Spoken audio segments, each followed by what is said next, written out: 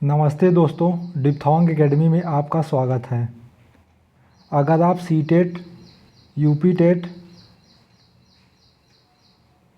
और KVS, super TET D++ या KVS की तैयारी कर रहे हो तो ये वीडियो आपकी लाइफ बदल सकती है, क्योंकि सीडीपी के सेक्शन में जो भी 30 क्वेश्चन आते हैं उनमें से 20-22 क्वेश्चन सिर्फ 12 से 15 साइकोलॉजिस्ट से रिलेटेड होते हैं। आज एक आवर की वीडियो में 17 सबसे इम्पॉर्टेंट जो मनोवैज्ञानिक हैं उनके बारे में हम पढ़ेंगे।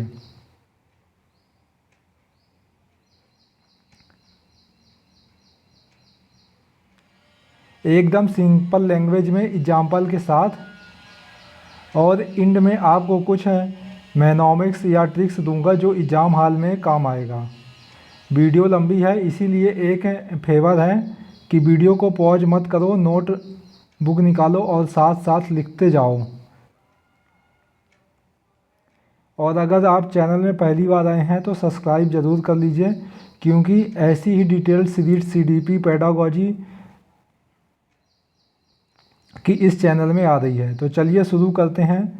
सबसे पहले उन 3 लोगों से जिनका 5 नंबर से क्वेश्चन आते हैं तो उनके बारे में पढ़ेंगे। तो सबसे पहले क्या आता है,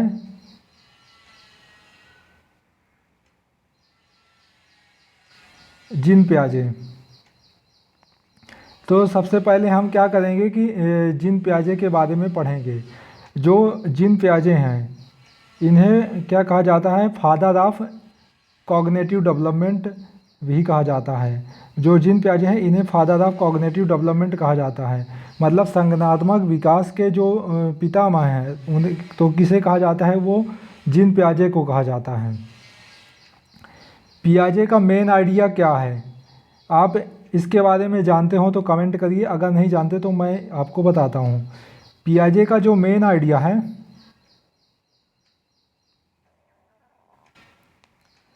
जो पियाजे का मेन आइडिया है वो क्या है, जो बच्चे अकेले अपने एक्सपीरियंस से सीखते हैं। पियाजे ने कहा था कि बच्चे अपने जो है एक्सपीरियंस से सीखते हैं, वो अपने आप को एक्सप्लोर करते हैं और धीरे धीरे अपनी समझ यानी स्कीमा जो है तो वो विकसित कर लेते हैं। समझ को क्या कहते हैं हम, स्कीमा। अब तीनों इम्पॉर्टेंट ये जो टर्म है आप उनको याद रखो। तीनों टर्म कौन कौन से हैं, स्कीमा है, एसिमिलेशन है और एकोमोडेशन है। अब आइए यहाँ पे देख लेते हैं कि स्कीमा क्या होता है, स्कीमा का मतलब क्या होता है।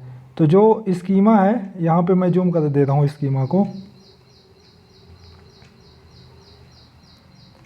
तो यहाँ पे जो स्कीमा है वो क्या है, इसे देख लेते हैं। स्कीमा का मतलब होता है मेंटल स्ट्रक्चर।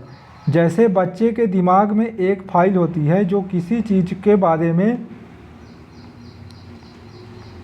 जैसे हम किसी चीज़ को क्या करते हैं कि स्टोर करते हैं। दिमाग की एक फाइल होती है जो मानसिक संरचना जो अनुभव से बनती है, उसी को हम क्या कहते हैं, स्कीमा कहते हैं। जैसे आपका बचपन में कभी हाथ जल गया होगा, तो उसमें क्या होता है, उसमें ये होता है कि वो जो याददाश्त है एक फ़ाइल बना के आपके दिमाग यानी मेमोरी में सेव हो जाती है। तो दिमाग में एक फ़ाइल होती है, वो किसी चीज़ के बारे में होती है, जैसे कोई इंसिडेंट हो, कोई नॉलेज हो, कोई डिक्शनरी हो, किसी का नेम हो, तो उसी को हम स्कीमा कहते हैं। अगर ये आपको समझ में आ गया हो तो हम दूसरा टर्म जो है एसिमिलेशन के बारे में बात कर लेते हैं। एसिमिलेशन क्या होता है कि नए एक्सपीरियंस को पुरानी फाइल में ऐड करता रहता है। अब नए एक्सपीरियंस कैसे होते हैं कि जैसे हमारा बचपन में कभी हाथ जल गया हो, तो हम क्या करेंगे कि गर्म चीज़ जो भी होगी, जैसे हमारा गर्म चीज़ से हाथ जल गया हो, तो जब हम गर्म चीज़ देखेंगे तो हमारे दिमाग में स्टोर रहेगा नया एक्सपीरियंस जो है, तो पुरानी फाइल में हम ऐड कर लेंगे कि गर्म चीज़ से हाथ जल जाता है। तो ये क्या होगा, एसिमिलेशन होता है, इसी को हम एसिमिलेशन कहते हैं। फिर स्टेप थर्ड होता है कॉन्फ्लिक्ट यानी असंतुलन, जब पुरानी फाइल काम करना बंद कर दे। इसका एग्जांपल आप समझ लीजिए कि जैसे क्या होता है कि जब हम डिसीजन नहीं ले पाते हैं, जैसे कोई बच्चा है जिसको हम एक 4 पाँव वाला क्या दिखाए, कैट दिखाए, मतलब बिल्ली को दिखाए कि 4 पाँव वाली जो होती है तो उसे हम बिल्ली कहते हैं। फिर बच्चा क्या करेगा कि अगर डॉग को भी देखा तो उसे भी क्या बच्चा बोलेगा कि ये डॉग भी जो है तो बिल्ली है। ठीक, अब बच्चा क्या करेगा कि जब बच्चा कैट और डॉग में अंतर ना कर पाए, वो केवल इस से समझ पाता है कि 4 पाँव वाले को हम क्या कहते हैं, कैट कहते हैं, और 4 पाँव वाला जो होता है वो डॉग भी होता है। तो उसमें बच्चा डिफ्रेंशिएट नहीं कर पाता, दोनों को सेम क्या बोल देता है, कैट बोल देता है। अगर कैट बोलता है तो वो स्कीमा है जो उसे पूरा मानसिक मतलब उसके दिमाग में जो फाइल स्टोर है, और नए स्कीमा मतलब डॉग को जो है तो वो अपने फाइल में स्टोर नहीं कर पाया, और दोनों में जब डिफ्रेंशिएट नहीं कर पाता है तो उसी को हम कॉन्फ्लिक्ट कहते हैं। फिर एकोमोडेशन क्या होता है? एकोमोडेशन होता है कि जो पुरानी फाइल काम ना करे तो नई फाइल बनाना। जैसे फिर क्या होता है कि हम बच्चे को सिखाते हैं कि 4 पाँव वाला सारे जानवर जो होते हैं, सारे एनिमल जो हैं तो वो कैट नहीं होंगे, वो डॉग भी होंगे। डॉग में ये रहेगा कि उसकी पूँछ जो है तो छोटी रहती है और कैट की पूँछ जो है तो लंबी रहती है। जब हम इस प्रकार बच्चों को डिफ्रेंशिएट करना सिखा देते हैं तो इसी को हम क्या कहते हैं, एकोमोडेशन कहते हैं। तो ये था जो जीन पियाजे ने सिद्धांत दिया था। ये 3 इम्पॉर्टेंट टर्म हैं जो सभी को जानना ज़रूरी होता है, और ये आपको बहुत इम्पॉर्टेंट जो है तो काम में भी आएंगे। फिर है जीन पियाजे की एक और थ्योरी है जो सबसे ज़्यादा प्रचलित रहती है। कौन सी थ्योरी है उसके बारे में हम थोड़ी देख लेते हैं। जो जीन पियाजे थे तो उन्होंने 4 चरण में जो है तो बच्चों को आयु बताया था। क्या बताया था? आयु बताया था। इसमें क्या होता है कि जो बच्चा है, जैसे एक बच्चा जिसने सिर्फ कुत्ता देखा है, अगर वो बिल्ली को भी कुत्ता बोले तो ये एसिमिलेशन है। जब उसे पता चले कि नहीं ये अलग है तो उसका स्कीमा अपडेट होता है, ये एकोमोडेशन होता है। जो कमेंट कर रहे हो कि बच्चे की स्कीमा और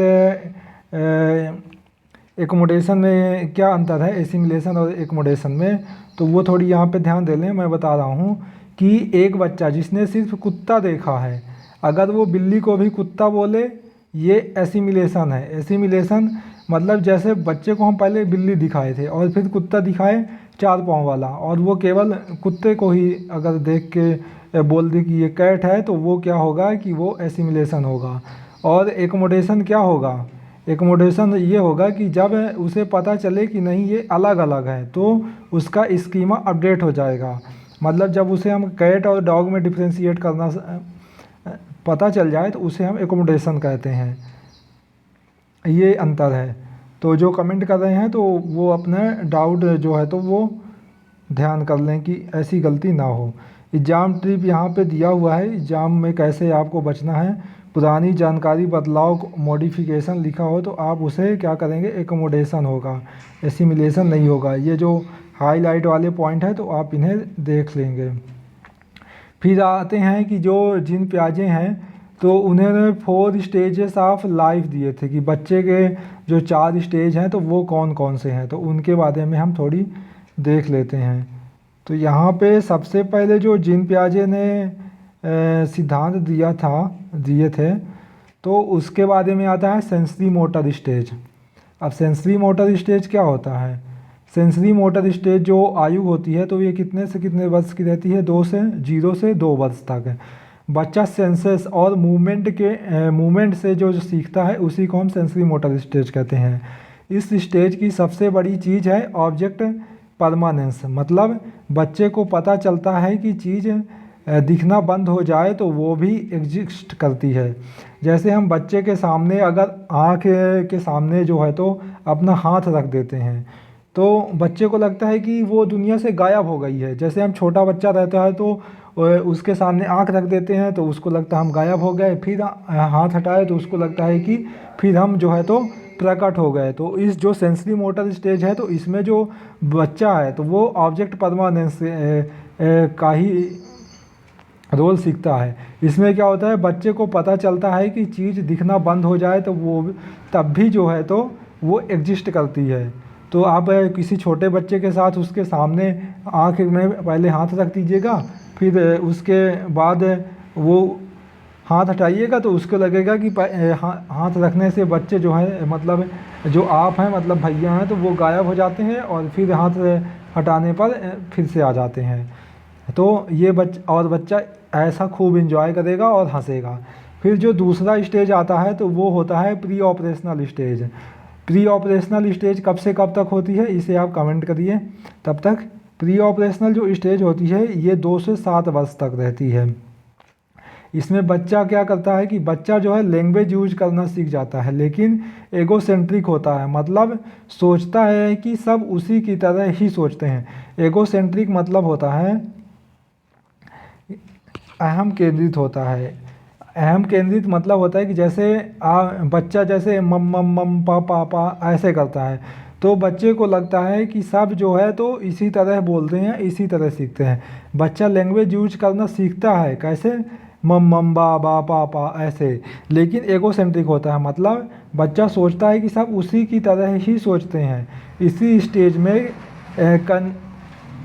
कंजर्वेशन की अंडरस्टैंडिंग नहीं होती जो बच्चा को है जो, तो इसमें कंजर्वेशन की जो है तो अंडरस्टैंडिंग नहीं होती। मतलब अगर बच्चे को एक गिलास पानी लंबे गिलास में डालो तो बच्चा सोचेगा पानी ज़्यादा हो गया है।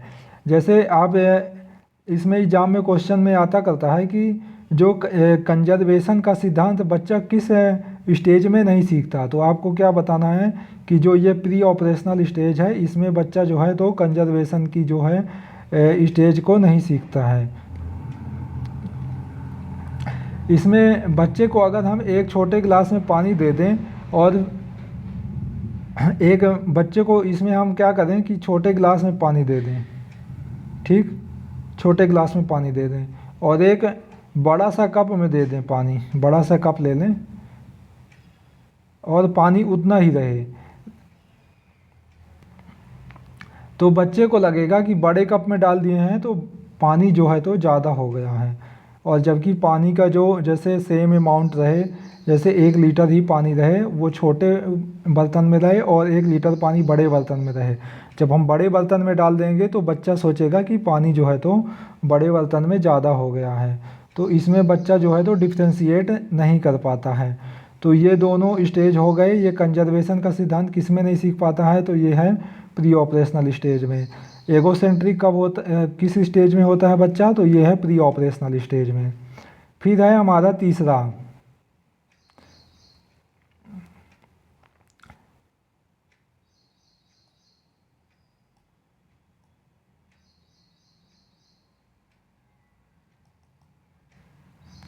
फिर है तीसरा concrete operational stage. Concrete operational stage कब से कब तक होता है, तो ये जो है तो 2 से 7 वर्ष तक होता है। अब बच्चा क्या करेगा इसमें, बच्चा जो है कॉन्क्रीट मतलब होता है मूर्त संक्रियात्मक, जैसे कि आपको यहाँ पे नाम से ही पता चल रहा है कॉन्क्रीट ऑपरेशनल मतलब बच्चा संक्रिया करना सीख जाता है। कैसे संक्रिया करता है, बच्चा लॉजिकल तर्क के रूप में जो है तो संक्रिया करना सीख जाता है।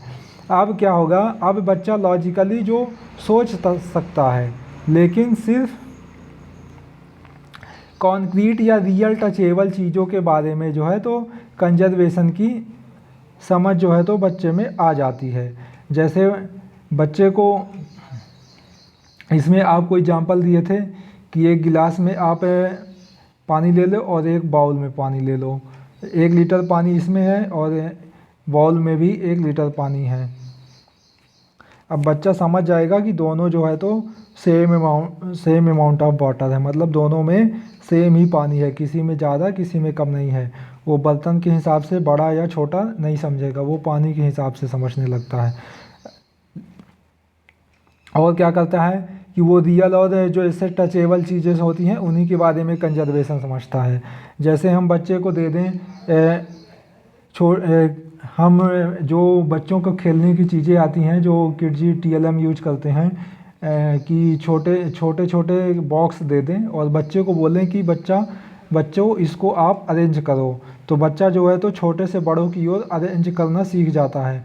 जो छोटा होगा तो उसे छोटा समझेगा, जो बड़ा होगा तो उसे बड़ा। तो यहाँ पे कंजर्वेशन मतलब तर्क करना सीख जाता है, और उसके हिसाब से बच्चा जो है तो क्या करता है, कंजर्वेशन यानी संरक्षण की समझ आ जाती है बच्चों में। फिर है formal operational stage. Formal operational stage में क्या होता है कि अब बच्चा जो है एब्स्ट्रैक्ट थिंकिंग यानी अमूर्त चिंतन जो है तो वो करना शुरू कर देता है। बच्चा हाइपोथेटिकल सिचुएशन अगर मगर वाले सवालों पे भी सोचता है। जैसे अगर मगर वाले सवाल जैसे कैसे होते हैं इसको हम आपको बता दें। और ये स्टेज कब से कब तक रहती है, ये 11 साल से लेकर के 18 साल तक के ऊपर मतलब फॉर्मल ऑपरेशनल स्टेज शुरू हो जाती है। एब्स्ट्रैक्ट थिंकिंग यानी अमूर्त चिंतन कैसे होता है, अमूर्त चिंतन यानी जैसे हम बच्चे को कहते हैं कि एक बकरी अगर 2 गट्ठा चारा खाती है तो 5 बकरी कितने गट्ठा चारा जो है तो खाएगी। तो ऐसे क्वेश्चन करना सीख जाता है। जैसे हम कहें कि मान लीजिए कि आपके शहर A से शहर B तक की दूरी 420 किलोमीटर है, तो वो बच्चा जो है तो ऐसे क्वेश्चन इनफॉर्मल थिंकिंग मतलब अमूर्त चिंतन वाले जो क्वेश्चन है उनको करने में जो है तो बच्चा सीख जाता है। तो ये है फॉर्मल ऑपरेशनल स्टेज जो है 11 साल से प्लस से लेकर के आजीवन पर्यंत तक चलती रहती है। तो ये था हमारा जीन पियाजे का सिद्धांत, जिसमें जीन पियाजे ने बताया था स्टेजेस ऑफ 4 चरण बताए थे आयु के, जो बच्चा जैसे जैसे सीखता है। एक इसमें एग्ज़ाम के लिए आपको ट्रिक है यहाँ पे, तो आप यहाँ पे देख लीजिए कि अगर क्वेश्चन में एज दिया हो और पूछा हो स्टेज कौन सी है, तो बस एज रेंज याद रखना काफ़ी है। इसका मतलब आप समझे हैं कि अगर एज दिया हो और पूछे स्टेजेस कौन सी है, जैसे अगर दे दिया कि 2 से 7 वर्ष तक की कौन सी स्टेज होती है, तो बस इसमें आप क्या करेंगे, एज रेंज याद रखना काफ़ी रहेगा कि 2 से 7 तक में कौन सा स्टेज होता है, तो प्री ऑपरेशनल स्टेज रहेगा।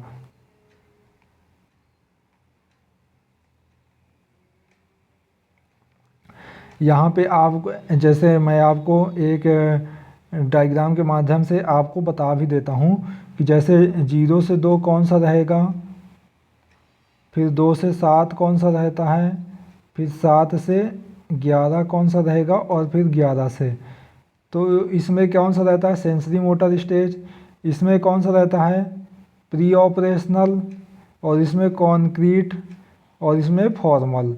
तो आप ऐसे टेबल बना करके आप नोट डाउन कर लीजिएगा ताकि आपको दिक्कत ना हो। क्या है कि ये मैराथन क्लास है, 1 घंटे में सारे जो वीडियो मनोवैज्ञानिक हैं उनको कवर करना है, तो ज़्यादा टाइम हम डिटेल में आपको एक्सप्लेन नहीं कर सकते।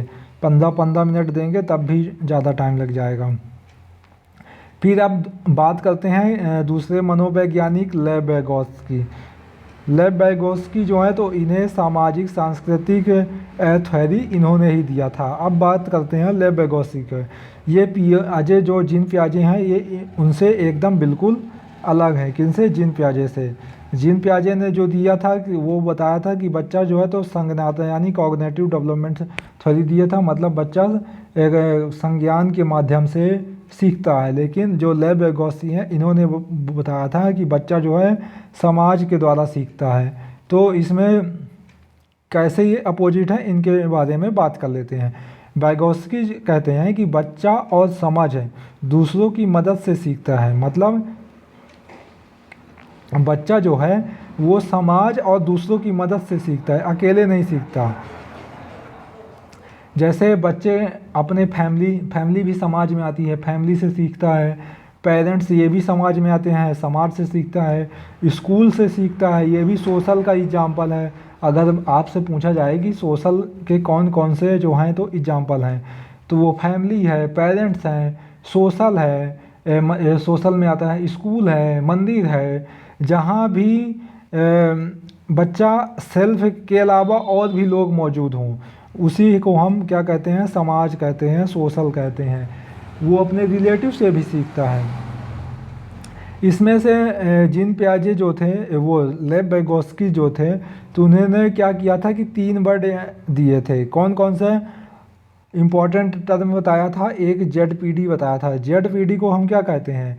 Zone of proximal development. और दूसरा बताया था स्कैप फोल्डिंग। और तीसरा बताया था MKO zone of proximal development यानी ZPD। और क्या बताया था? स्कैप फोल्डिंग।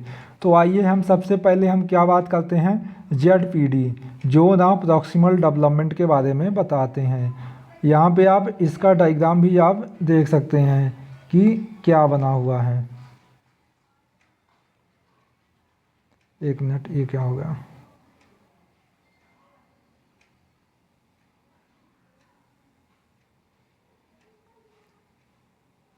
तो चलिए हम जोन ऑफ प्रॉक्सिमल डेवलपमेंट के बारे में बात करते हैं। तो ये जोन ऑफ प्रॉक्सिमल डेवलपमेंट क्या है? ये वो गैप है जो बच्चा अकेले नहीं कर सकता लेकिन किसी की मदद से कर सकता है। जैसे बच्चा अगर किसी पेड़ में चढ़ रहा है, जैसे पेड़ में चढ़ने की कोशिश कर रहा है, तो बच्चा यहाँ तक ही बस चढ़ पा रहा है। तो अगर हम उसे पुशअप दे दें, अगर उसे सहारा दे दें, तो बच्चा क्या करेगा? पूरा पेड़ में चढ़ जाएगा। ये एग्जाम्पल बेस्ट है किसके लिए? जोन ऑफ प्रॉक्सिमल डेवलपमेंट के लिए। जैसे अगर बच्चा 30 नंबर का क्वेश्चन पेपर सॉल्व कर लेता है, अगर हम उसे थोड़ी सी पुशअप दे दें, हिंट दे दें, सल्यूशन बता दें, तो वो क्या करेगा? 60 नंबर तक के क्वेश्चन को सॉल्व कर लेगा या 90 नंबर तक के क्वेश्चन को सॉल्व कर लेगा। इसी को हम क्या कहते हैं? जोन ऑफ प्रॉक्सिमल डेवलपमेंट कहते हैं। मतलब ZPD में क्या होता है कि बच्चा किसी की हल्का सा सहारा के माध्यम से बच्चा जो है तो अपना गोल को अचीवमेंट करने में सक्सेसफुल हो जाता है। इसी को क्या कहते हैं? जोन ऑफ प्रॉक्सिमल डेवलपमेंट कहते हैं। फिर आता है स्कैप फोल्डिंग। अब समझ लेते हैं कि स्कैप फोल्डिंग क्या होता है। स्कैप फोल्डिंग के बारे में बता दें आपको। टीचर या बड़े द्वारा दिया गया जो सपोर्ट है, जैसे हम पेड़ में चढ़ने के लिए बच्चे को सपोर्ट दिए, तो जो धीरे धीरे हटाया जाता है जब बच्चा खुद करने लायक हो जाता है, उसी को हम क्या कहते हैं? स्कैप फोल्डिंग कहते हैं। स्कैप फोल्डिंग जो बच्चे को एक्स्ट्रा हमने क्या दिया था? सपोर्ट दिया था, मदद किया था, सल्यूशन दिया था, हिंट दिया था, वही क्या है? स्कैप फोल्डिंग है। और जो धीरे धीरे हटाया जाता है, मतलब जब बच्चा अपने गोल अचीवमेंट सेल्फ करने लगता है, तब हम धीरे धीरे स्कैप फोल्डिंग यानी मदद, सल्यूशन, हिंट को हटा लेते हैं। इसके बाद क्या होगा कि बच्चा अपने से सेल्फ जो है तो असेसमेंट यानी सल्यूशन बनाना सीख जाता है। इसी को हम स्कैप फोल्डिंग कहते हैं। फिर है MKO यानी more knowledgeable to others. More knowledgeable others, इसमें क्या होता है कि जो बच्चा जानता हो, जैसे कोई भी जो बच्चे से ज़्यादा जानता हो, मतलब कौन जाता है बच्चे से ज़्यादा जानता है? जैसे टीचर जानता है, या पेरेंट्स जानता है, या सीनियर क्लासमेट भी हो सकते हैं, या आप भी हो सकते हैं, भाई बहन भी हो सकते हैं।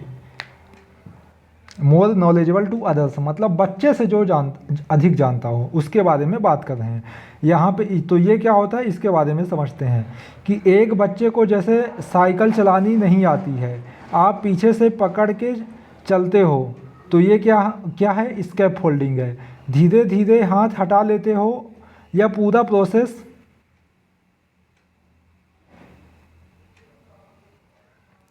तो इसमें क्या होता है कि आपको जैसा बताया कि जब आप बच्चा साइकिल चलाना सीखता है, तो इसमें आप जब पीछे से पकड़े रहते हो तो उसी को क्या हम कहते हैं? स्कैप फोल्डिंग कहते हैं। फिर धीरे धीरे हाथ आप हटा लिए, तो ये क्या हो गया? ये पूरा प्रोसेस जो है तो वाइगोस्की का ही कॉन्सेप्ट है, सबसे बड़ा एग्जाम्पल है। मतलब स्कैप होल्डिंग कौन दे सकता है? जो बच्चे से अधिक जानता हो, यानी मोर नॉलेज जिसको हो, वही तो स्कैप होल्डिंग देगा बच्चे को। तो ये आप यहाँ पे समझ गए होंगे। तो ये था हमारा लेव वेगोस्की का कॉन्सेप्ट। स्टार्टिंग में हमें थोड़ी ज़्यादा टाइम लग गया था जीन पियाजे के सिद्धांत में, इसको फिर हमने जल्दी जो है तो लेव वैगोत्स्की को ख़त्म कर लिया है। क्योंकि फिर अब इसमें जो एग्ज़ाम में ट्रैप आता है कि कैसे बच्चे को हम अंतर नहीं कर पाते हैं, तो उसके बारे में थोड़ी देख लेते हैं कि अगर क्वेश्चन में टीचर हेल्प कर रही हो या ग्रुप एक्टिविटी या पीयर लर्निंग जैसा सिनेरियो हो तो आंसर होगा वैगोत्स्की। एग्जाम में जब क्वेश्चन आता है कि बच्चा कैसे सीखता है, जैसे ग्रुप एक्टिविटी के सीखता है, पीयर लर्निंग यानी अपने दोस्तों के सीखता है, अगर ऐसा कॉन्सेप्ट हो जहाँ पे सोशल का हो, मतलब सामाजिक का हो, तो वहाँ पे वैगोत्स्की का ही आपको जो है तो आंसर ठीक करना है। तो ये था दोस्तों हमारा कौन सा सिद्धांत, लेव वैगोत्स्की का सिद्धांत है। तो दोस्तों कैसा लगा है आपको यहाँ तक सेशन, कैसा अच्छा लग रहा है तो आप कमेंट करिए और चैनल को सब्सक्राइब भी करिए और लाइक भी करिए। फिर आज के एक वीडियो में हम आपको 17 मनोवैज्ञानिक सिद्धांत के बारे में बता देंगे। फिर उसके बाद आता है नॉर्म क्या है। यहाँ पे एक और स्लाइड है दोस्तों, पियाजे और वाइगोत्स्की से संबंधित है, तो इसके बारे में देख लेते हैं। फिर हम नॉर्म चॉम्स्की के बारे में जाते हैं। जैसे पियाजे और वाइगोत्स्की ने अपने सिद्धांत दिया था, तो यहाँ पे हम आपको जो है तो डिफ्रेंशिएट करके बता दिए हैं। जैसे सीखने का तरीका, जो सीखने का तरीका है उसे पियाजे ने कैसे माना था और वाइगोत्स्की ने कैसे माना था। तो जो पियाजे ने कहा था कि बच्चा जो है सोलो एक्सप्लोर करेगा इनसाइड आउटसाइड, मतलब बच्चा स्वयं से खोजबीन करेगा। लेकिन वाइगोत्स्की ने कहा था कि सोशल आउटसाइड, मतलब इन्हें जीन पियाजे ने कहा था इनसाइड, मतलब स्वयं से अन्वेषण या खोज करेगा। लेकिन वाइगोत्स्की ने कहा था कि सामाजिक जो है तो सोशल लर्नर रहेगा आउटसाइड, मतलब बाहर से सीखेगा। और इन्होंने पियाजे ने कहा था अंदर से सीखेगा। फिर है विकास और अधिगम, मतलब डेवलपमेंट बेस्ड लर्निंग। इसमें क्या कहा, पियाजे ने कहा था कि विकास पहले होता है और सीखना बाद में होता है, मतलब बच्चे जो है तो उनका विकास पहले होगा। जैसे स्टेजेस ऑफ आयु जो दिए थे, स्टेजेस ऑफ लाइफ जो 4 चरण थे, तो वो क्या थे, डेवलपमेंट के स्टेज थे। तो मतलब पहले विकास होगा, बच्चा बाद में सीखेगा। लेकिन जो वाइगोत्स्की ने था, उन्होंने कहा था कि बच्चा पहले सीखेगा और विकास जो है तो बाद में होगा। फिर भाषा, भाषा कैसे, थॉट पहले भाषा बाद में। जो जीन पियाजे थे उन्होंने कहा था कि बच्चे के दिमाग में पहले थॉट आएगा, उसके बाद जो है तो भाषा का डेवलपमेंट होगा। लेकिन वाइगोत्स्की ने कहा था कि पहले भाषा और विचार शुरू में अलग फिर एक हो जाते हैं। जैसे वाइगोत्स्की जो थे तो उन्होंने कहा था कि बच्चा जो है तो पहले भाषा और विचार एक साथ शुरू होता है, मतलब थॉट और लैंग्वेज एक साथ शुरू होगी और बाद में जो है तो थॉट और लैंग्वेज अलग अलग हो जाती है। तो ये किसने कहा था, ये वाइगोत्स्की ने कहा था।